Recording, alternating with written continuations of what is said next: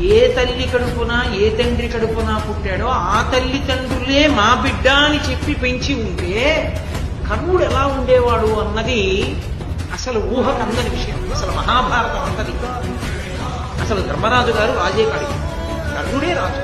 కర్ణుడు రాజ్యానికం చేస్తాడు. పైగా ఇంకొక మాట చెప్పాలంటే యుగాంతం వరకు కర్ణుడే రాజు.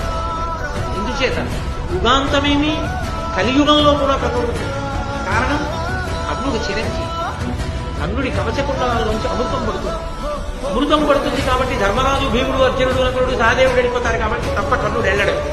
కర్ణుడు వెళ్ళడు కాబట్టి కర్ణుడే ధర్మంతో రాజ్యానికి కూర్చుంటే అసలు ద్వాపర యుగం తర్వాత కలియుగం రాదు. కర్ణుడి చిరంజీవి కాదు.